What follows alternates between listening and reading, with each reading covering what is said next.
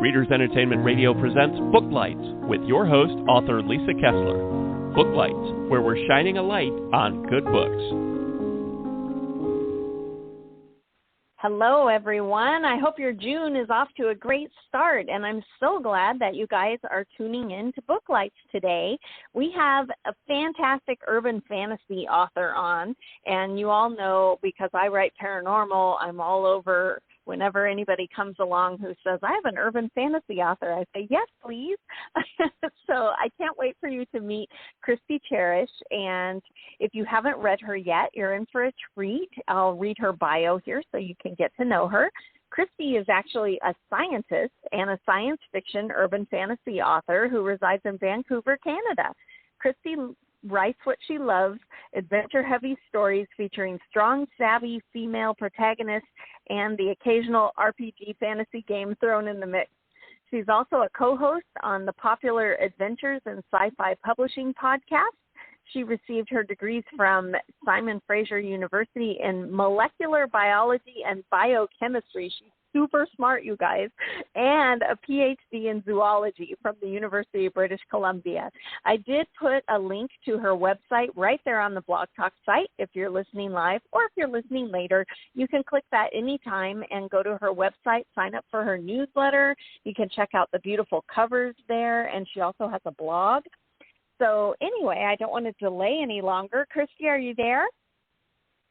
You bet I am. Yay! I'm so glad you could be here today. Are things warming up in Vancouver, or does it stay cool there all the time?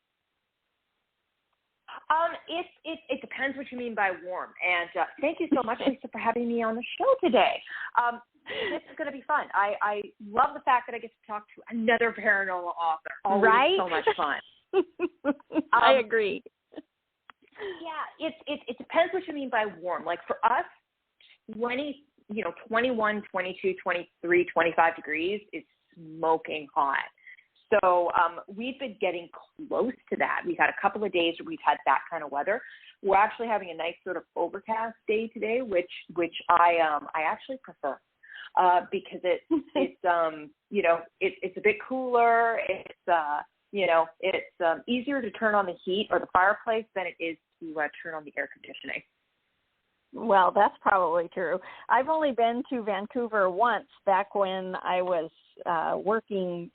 I wasn't writing full time, and there was a conference. It was a trade show conference up in Vancouver, and my biggest memory is that we went to dinner, and we came afterwards. We went to dinner, and we came outside, and there was like this clock tower, and I'm looking at it, and it's still very light outside, not even like twilight sunset. I'm looking at the clock, and it's 10 o'clock at night. I was going, what? Yeah. So you guys have very long days up there. We do. Yeah, it's it's kind of a funny climate because we don't get that much snow. So the ground doesn't ever really freeze in sort of the lower mainland of BC. It's sort of that effect from the water. But you're right, we also get that northern summer daylight where, and even right now, I don't think we're quite near the longest days of the year yet, but we're getting there. And 9 o'clock at night now, during the wintertime, if I'm going out for a nighttime walk, it's like I'm out there by about 7 because it's dark. It's really dark. And about, 4:30 on, sort of those shortest days, that's like the last time I'll go out to the pathways out back because otherwise it's just going to get pitch dark. And of course now it's like 9 p.m. It's still late for another hour. I'll take the backwoods path and loop around the block, and and of course it's getting light at like 5 a.m. Yeah, so you don't have a very long nighttime.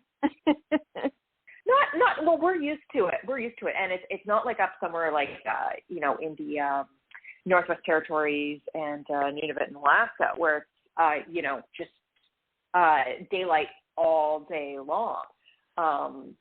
Certain times of the year. But yeah, it's pretty fun. Well, I know we're here to talk about the Kincaid Strange. It's a trilogy, right? Do you want to tell everybody what it's about and why they should go grab those books? Yeah. Okay. So Kincaid Strange is sort of the series, and it's urban fantasy mystery, one of my favorite sort of subgenres. And it's about Kincaid, who's a practitioner, somebody who communes and talks to the dead and raises zombies in Seattle with her roommate, who's the ghost of a grunge rocker. And the series sort of kicks off when practitioners and zombies from the underground city, the sort of paranormal hub of the West Coast, when the zombies and some of the practitioners start turning up dead, and Kincaid becomes very quickly a suspect. And she becomes a target for whoever's killing them. And she and her roommate have to figure out what's happening and who's behind it before she either ends up in jail or ends up the next victim. And that's kind of the kickoff to the series in a nutshell. The books are The Voodoo Killing, Lipstick Voodoo, and Voodoo Shanghai. And Voodoo Shanghai is the third and most recent release. And in your world, is the magic out? Like, do people know that some people can raise zombies, or are they trying to keep that secret? They know. So there definitely is sort of an underground kind of a paranormal hub that people don't know about. So in this particular world, I'm always fascinated when I write about how you mix, and this is why I'm drawn to urban fantasy, it's how you mix the paranormal and, magic and things like that, how you make them realistic and how they'd actually work if they were kind of in the regular world. And for me, it's never an issue of, nobody knows about it and it's totally secret, or everybody knows about it and it's all out in the open. It kind of falls in sort of a gray area. People know about some things, but maybe not about others. So, what do people need Kincaid for? Most of her work comes from raising the dead for things like will disputes, or where's the money hidden? We need the bank account, and the kinds of petty things that people tend to squabble about. And so that's where a lot of her business comes from. And in this particular world, there are a couple of different zombies that you can raise. There's sort of the short-term version for a will dispute, where you summon the ghost and bind them to their body, and they basically have to, answer questions. And, a lawyer might be there, or family members might be there, or even something ridiculous like, summoning a zombie to do a beer run because they have ID, or so things like that, or messing with time of death if you happen to be a gangster or organized crime. You raise a zombie to have them walk somewhere else, and so things like that. And but there is a kind of those zombies tend to not last very long. And they're sort of a temporary. So it's just a sort of a link to the ghost. Whereas the other zombie, which has now been made illegal, is not quite immortal, but it's getting there, where it's more of a permanent zombie, where somebody can come back for 300 odd years and, continue living their lives and, accumulating power. And that's been made illegal. And, of course, all those zombies are in hiding in places like the underground city or just in plain sight. And so partitioning is a necessity, but it's also really frowned upon. There's also, there's always a cost to doing something, whether it's, in the real world, it's fitness. You do exercise, you're going to, if you do exercise, you're probably going to hurt the next day. But if you don't do exercise, or get some fitness, you're also going to have a consequence. There's always a give and take. And magic in this world too, sort of the connecting with the other side, the kind of energy that fuels the land of the dead, is not something that the living, living tissue cells, a living body, it's not something that's very good for it.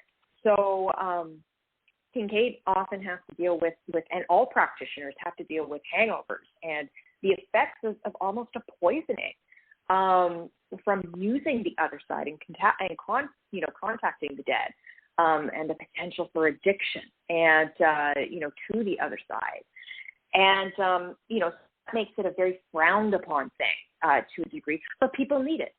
They need a practitioner, or if you're a lawyer or if you're a family, eventually you're going to need a practitioner for something. So it's that kind of a weird place in society that Kincaid occupies. And, and of course, things like ghost rights. So now that you can summon ghosts, well, and this is something Kincaid and her roommate have to deal with. Well, her roommate is an ex-grunge star. Well, he's valuable to a music company, or to the people who own the contracts to his, to his music. So what are his rights if he's not alive anymore? Can they just bind and trap the ghost? And so those kinds of topics are interesting to me, and I try to explore in my books. Yeah, it sounds very intriguing, because of course nobody wants to lose anyone, but if you could bring them back, is that the right thing? Or you're tackling a lot of big issues there with that. Yeah, it's the question. There's a lot of urban fantasy I've read, which tackles the very good question of how do we do it. So, trying to attempt to contact the dead, or to discover magic. And I guess my direction went, well, if we could do that, what are some of the consequences that are going to happen in society? And I guess that's where a lot of my series, a lot of my writing inspiration came from. Yeah, and I think that it's fascinating that it's sort of out that people hire the practitioner. I think that that's a really cool concept to have that, because oftentimes in urban fantasy and paranormal, we're hiding so that the regular humans don't know that there is a werewolf pack who lives in town. But yours is right there, and they're hiring them. So I think that's really cool. Yeah, and it's sort of that duality of they're hiring them, but then there are also people that, like zombies and such, who might be living beside them, or a practitioner who might be living beside them, but they're doing it secretly because they don't want their neighbors to know. Right. Well, I have to ask, because you have this science background, how much science do you how does that influence your books, if any?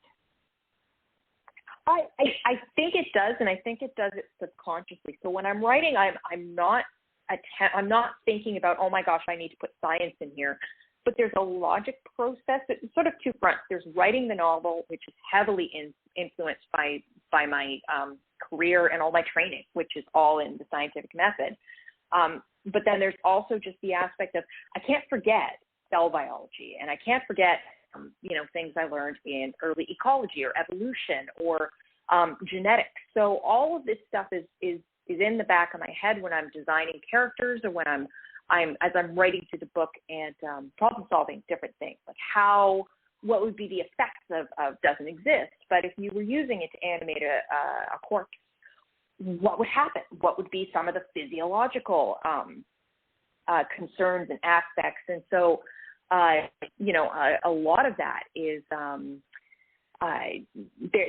there's a lot of that ends up in my books, just because I can't forget those questions that I would have about something when I'm reading a book, for example. So, right. Again, I think it'd be like with a medical doctor. If a medical doctor is reading a procedural about, like, something like a TV show I used to watch was House, which is all medical procedures, but there's lots of those shows out there.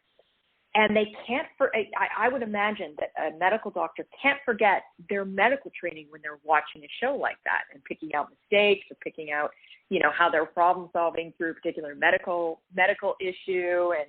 And so for me, I think when I'm writing books, it's a similar thing. But the scientific method and just plotting out experiments and that kind of experimental procedure really, I find influences just my process of writing.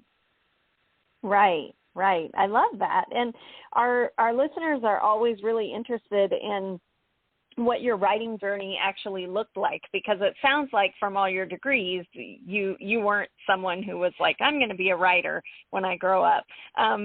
So when did the writing bug bite you, and how did the idea pop in your head? Were you reading something else, or, what did your writing journey? Well, mine kind of started in about 2010 while I was doing my PhD.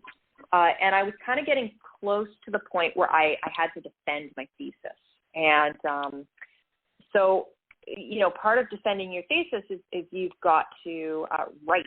You've got to write this massive, almost novel-sized length up of all your research. And I kind of, as graduation drew nearer and nearer, I kind of realized that I loved the experimental portion of research, but I wasn't so keen to do the next career step, which is running a lab and writing grants and teaching at a university. Though I didn't dislike those things, it wasn't what I was passionate about. And so I kind of started playing a bit of a fantasy game in my head, which was, well, if I could do anything in the world and it wouldn't feel like a job, what's something that I would like to, what's something that would just be a fun, anything out of the hat, anything from actor to just, ballet, whatever, just worlds open. And, part of the, one of the things that I really, really enjoyed as a graduate student all throughout my undergrad and master's and PhD was, things like fantasy video games and reading fiction. So fantasy and sci-fi. I was a huge reader. I would read on the bus up to the lab every day. I would be playing video games or reading on my phone while I was running microscopes. And so I thought to myself, I'd never really tried writing before. And I kind of thought to myself, well, it'd be really fun to be an author. That sounds like a lot of fun. So I did not drop everything and start writing, and just say, I'm going to be a writer. What I did was I started investigating whether or not I would enjoy it. So I would start writing in the evenings, and I just kind of explored that idea of writing a novel, and would I enjoy this, and looking at inexpensive ways. I'm a big proponent of money goes one direction, which is towards the author. So I am not a fan of these many $1,000 workshops that people get that have become popular over the past while.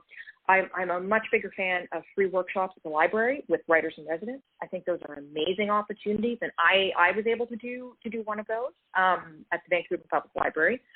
Community centers, where they often have a published author who does writing workshop classes, and you could do it for, I think, $60 for a semester kind of thing. It's a lot of fun. And things like at the community college, where they have an instructor come in to do.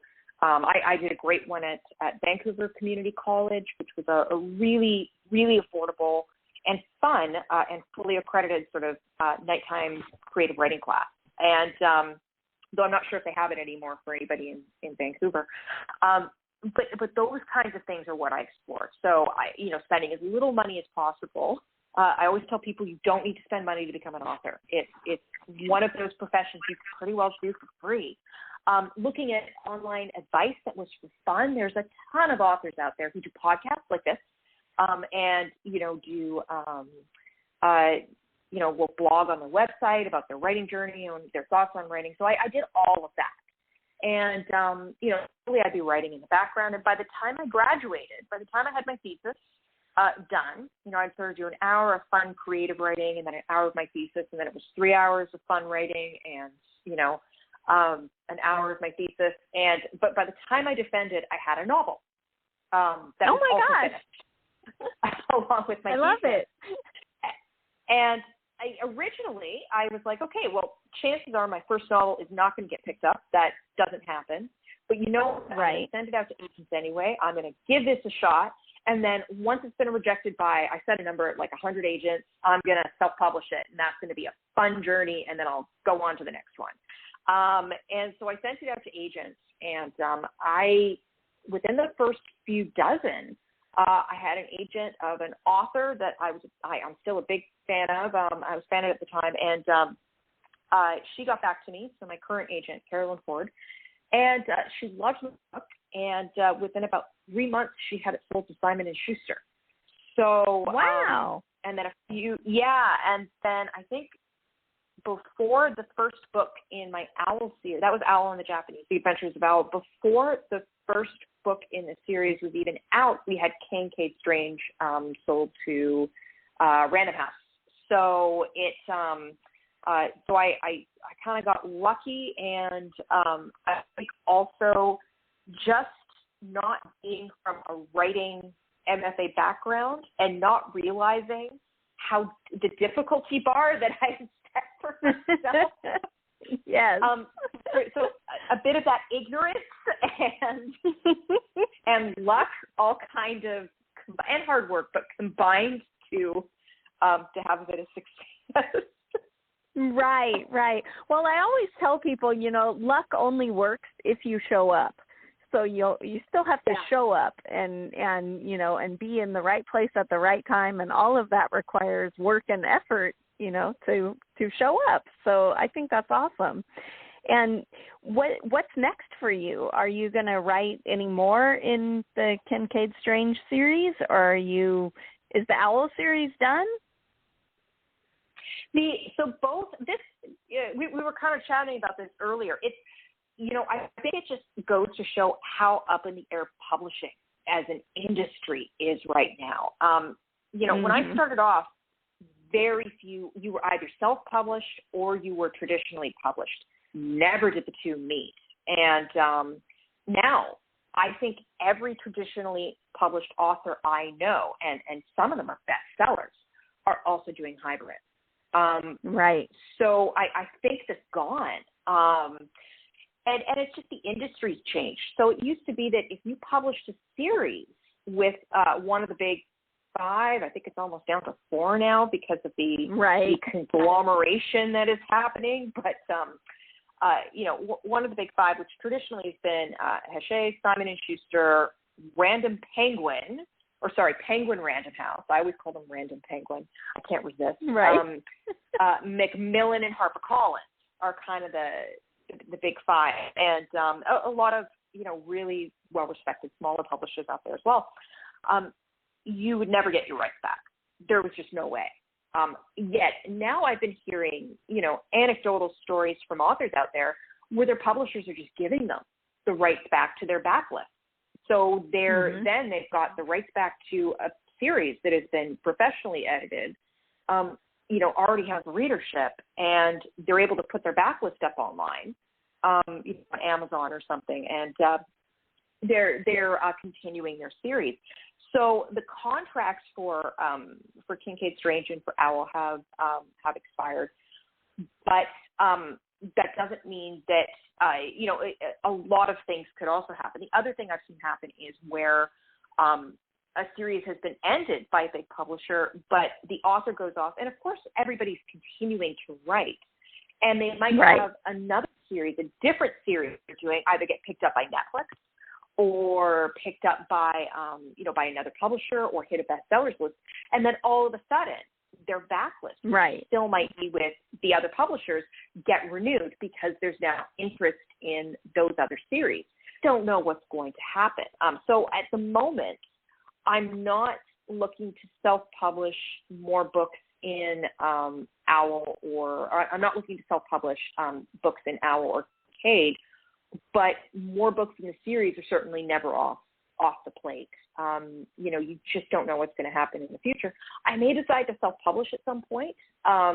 Currently, I'm working on new stuff to send out. I wrote like 4 different novels last year, but of course they're all in drafts, and I'm now spending this year trying to just get them off my desk and in front of editors.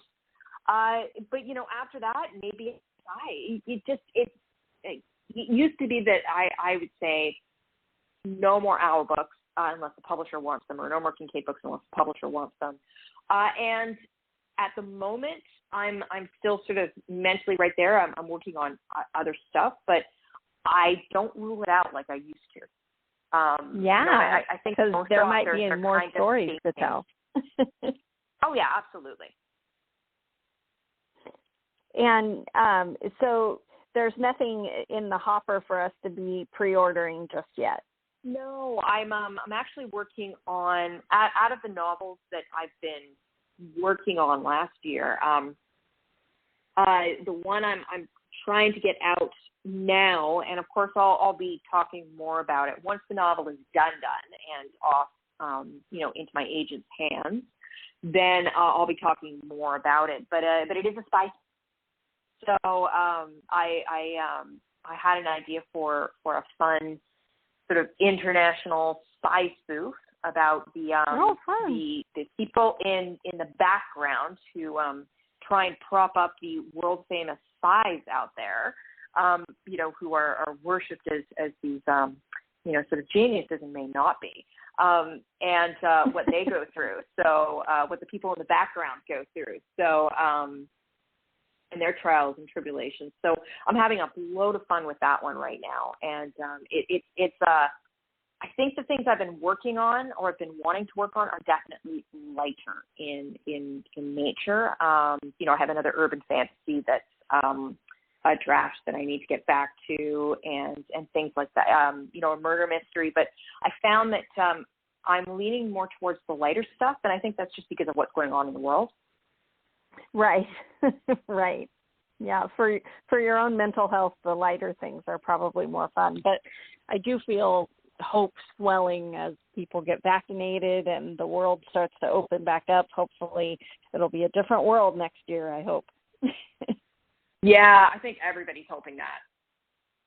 Yeah, we're all ready, I'm sure. Everyone has cabin fever. Even I've had writers on every week through this whole pandemic, and we were all at first we were all laughing about, we've been training for this our whole lives in our writer cave, but as the year progressed, no one knew it was going to last that long, and now we're like, I miss seeing people.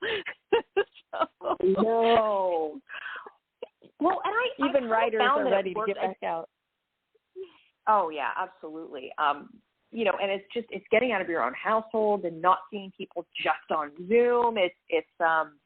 There's also a component too that I found in my own work as a writer. I don't know about other people, but I found myself very distracted last year. So I was working, and as you pointed out, you got to sit down in the chair and you've got to get the work done. So I've always been a proponent of, it doesn't matter what I'm feeling. It's I got to get at least getting X number of hours or X number of pages or whatever my goal is for that day. Getting something done and hitting a goal always makes me feel better.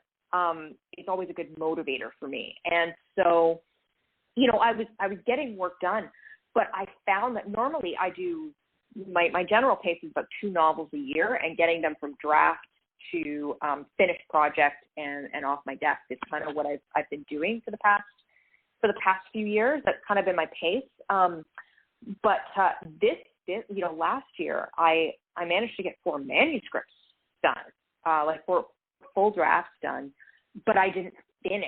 I didn't get to that point of editing anything just because everything was just so distracting. So this year I'm sort of forcing myself to get them off my plate and then move on to the next, because it's not a good thing when you're procrastinating editing a draft by writing more drafts. You're writing yourself into a not very good corner. It's a productive corner, but it's still a corner. Very productive. Well, we're rapidly running out of time, but how do you like readers to get in touch with you? Should they go to your website and sign up for your newsletter, or are you on social media? How can they get in touch after they read the book? Any and all. They can absolutely contact me through my website, which is www.kristicharish.com. They can find me on Twitter at Kristi Charish, or on Facebook. They can always message me and leave a comment. And I'm also on Instagram at Charish Kristi, just to be different. Yes, right? Well, thanks so much for being on today. It was great chatting with you, and good luck editing all those manuscripts. Big fun. Thank you so much for having me, Lisa. Thanks for joining us on Booklights. Be sure to connect with us at www.readersentertainment.com for articles, blogs, videos, and podcasts that matter to readers.